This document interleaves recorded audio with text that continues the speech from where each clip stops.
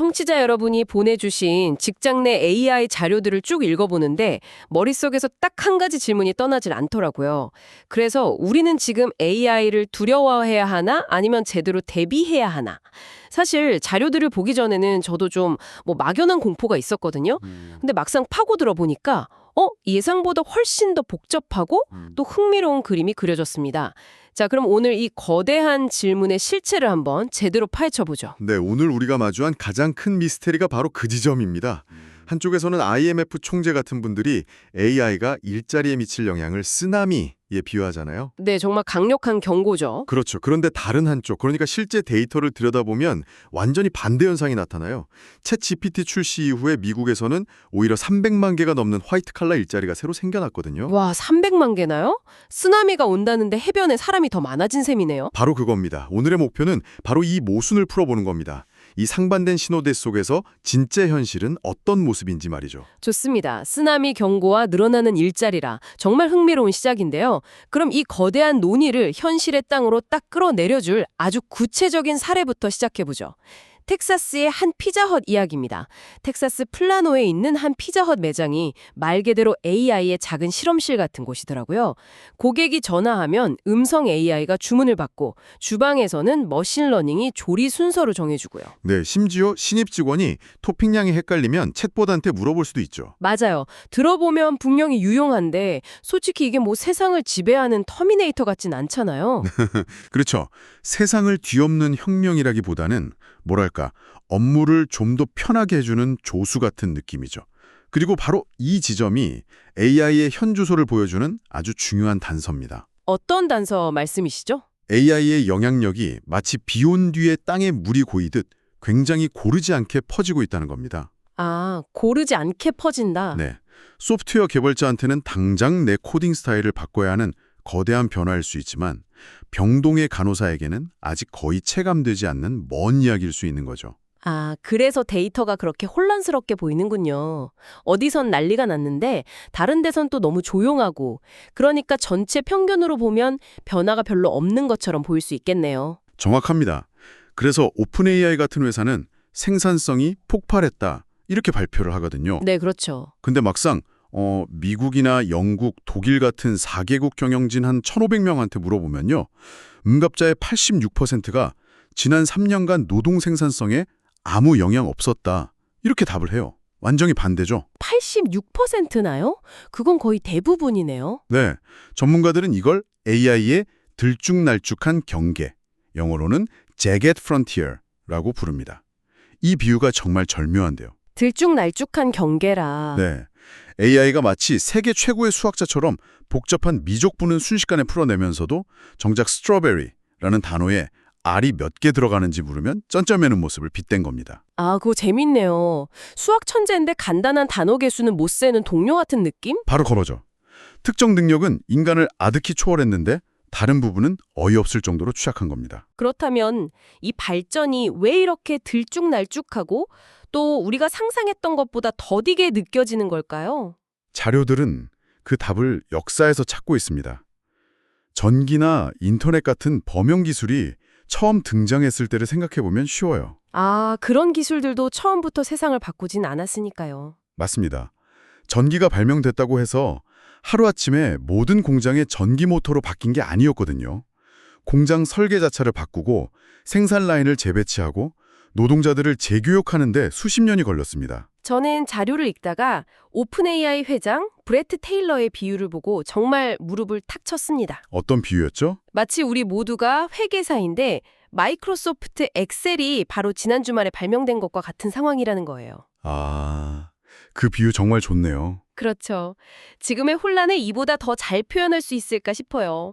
엑셀이라는 엄청난 도구가 생겼다고 해서 다음 날부터 모든 회계 장부가 마법처럼 정리되는 건 아니니까요. 바로 그겁니다. 도구를 쓰는 법을 배우는 것과 그 도구에 맞춰서 일하는 방식 전체를 뜯어고치는 건 완전히 다른 차원의 문제거든요. 지금 대부분의 기업은 AI라는 새로운 엑셀을 이제 막 알아가는 초기 단계에 있는 거죠. 그렇군요. 엑셀 비유가 정말 와닿네요. 그런데 저는 자료를 읽으면서 이런 의문이 들었어요. 그냥 도입해서 쓰면 되는 거 아닌가? 왜 이렇게들 어려워할까? 이 부분에 대해서 자료들이 아주 구체적으로 설명해 주더라고요. 네. 단순히 AI를 도입하자고 결심하는 것과 그게 실제로 조직에서 효과적으로 돌아가는 것 사이에는 정말 커다란 강이 흐르고 있습니다.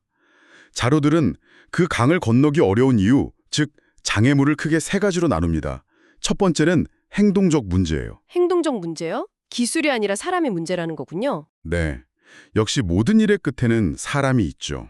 구체적으로 어떤 문제들인가요? 가장 대표적인 게 두려움과 자존심입니다.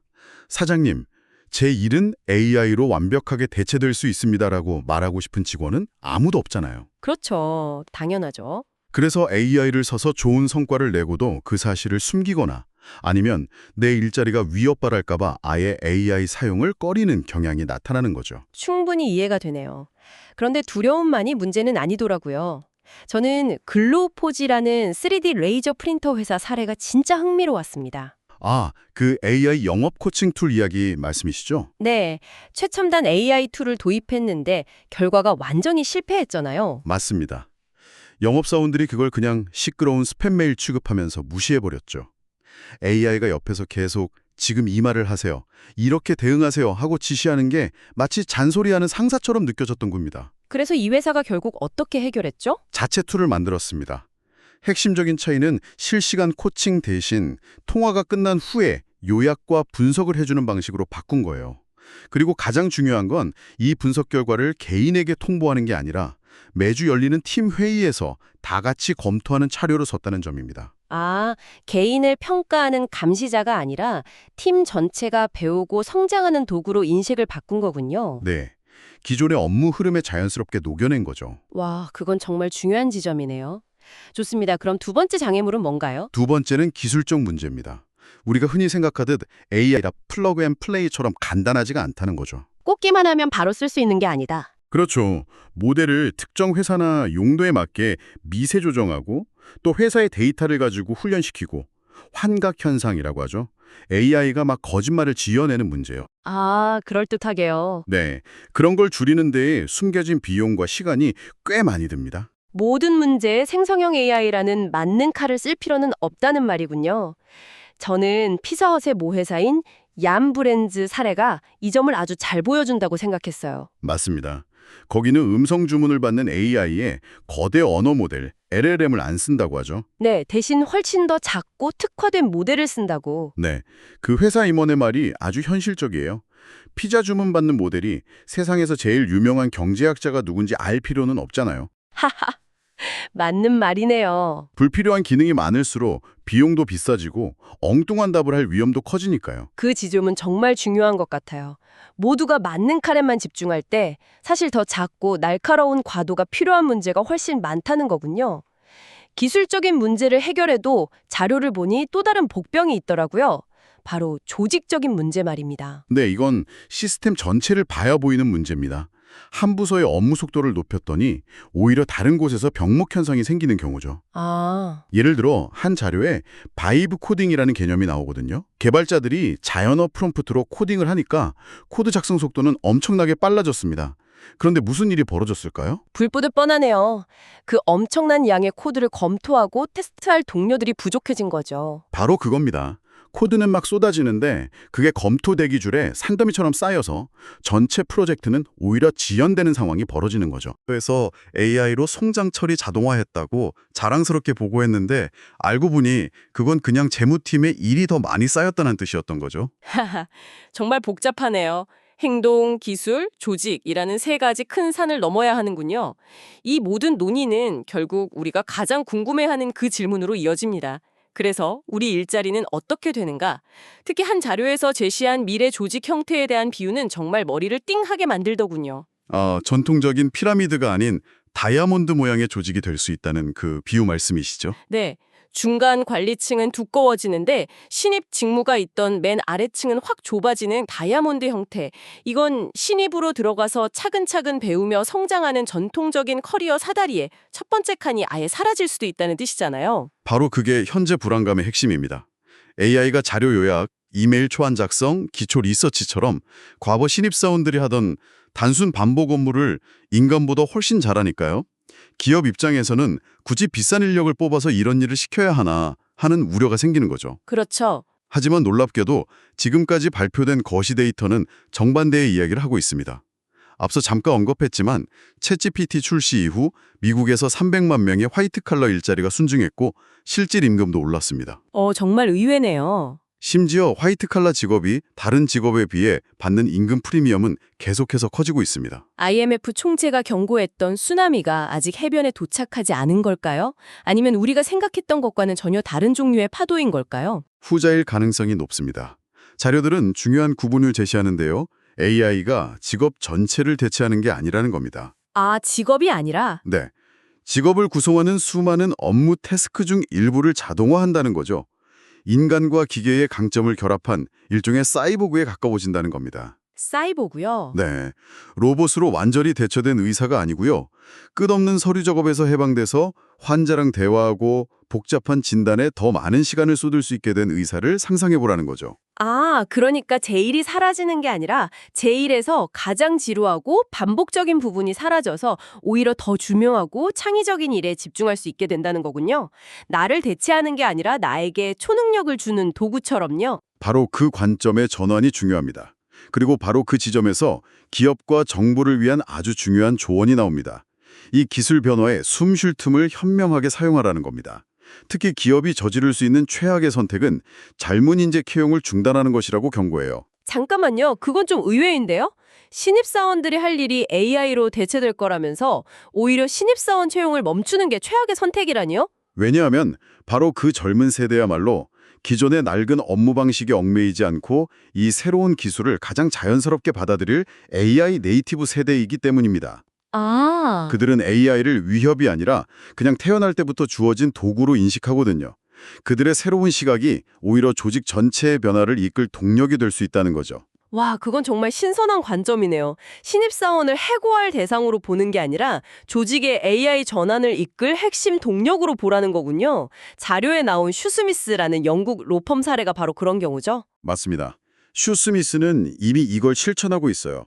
과거 수습 변호사들은 판례 조사나 계약서 초안 작성 같은 단순 업무에 대부분의 시간을 보냈거든요. 네, 그랬겠죠. 하지만 이제 AI가 그런 일들을 상당 부분 처리해 주니까 수습 변호사들이 커리어 초반부터 고객과 직접 소통하고 협상 전략을 짜는 등 훨씬 더 수준 높은 일에 시간을 쏟을 수 있게 됐다고 합니다. 어떻게 보면 훨씬 더 좋은 일자리가 된 셈이네요. 10년 차에나 해볼 법한 경험을 1, 2년 차부터 쌓을 수 있게 된 거니까요. 그렇죠. 신입사원에게 시키던 단순 반복 업무를 AI에 맡기는 대신 여러 부서를 더 빠르게 돌게 해서 조직 전체에 대한 통찰력을 키워주거나 아예 새로운 역할을 실험해 볼 기회로 삼을 수 있는 겁니다. 자, 오늘 나눈 이야기들을 종합해보면 청취자 여러분께는 이게 어떤 의미일까요? 이 자료들이 그리는 미래는 로봇에 의한 일자리 종말이라는 디스토피아보다는 훨씬 더 느리고 복잡하고 또 아주 인간적인 적응 과정에 가깝다는 생각이 듭니다. 네, 우리가 과연 기계에 의해 대체될 것인가의 문제가 아니라 우리의 역할이 어떻게 재편되고 진화할 것인가의 문제인 거죠. 핵심은 이것 같습니다. 기술 자체는 눈부시게 발전하고 있지만 이 강력한 기술을 조직 안에서 제대로 꽃피우는 건 결국 인센티브, 업무 절차, 직원 교육, 신뢰 같은 아주 고전적인 경영의 문제를 해결하는 데 달려있다는 점입니다. 맞습니다. 다시 말해 우리 앞의 도전 과제는 기술적인 것을 훌쩍 넘어서 지극히 인간적인 영역에 있다는 겁니다. 바로 그 지점에서 마지막으로 청취자 여러분께 생각해 볼 질문을 하나 던져드리고 싶습니다. 오늘 자료들은 직무제 교육과 역할 재정의에 대해 많이 이야기했습니다. 하지만 동시에 AI가 단순히 업무를 돕는 조수를 넘어 우리의 창의적인 파트너가 될 수도 있다고 언급하죠. 그렇다면 질문은 이것입니다. AI가 여러분의 일에서 가장 지루하고 반복적인 부분을 대신해 준다면 그 비어버린 시간에 여러분은 이전에는 시간이 없어서 혹은 감히 엄두도 내지 못해서 결코 할 수 없었던 어떤 독창적이고 창의적이며 깊이 인간적인 기여를 할 수 있게 될까요? 그 가능성을 상상해보는 것에서부터 우리의 미래가 시작될지도 모르겠습니다.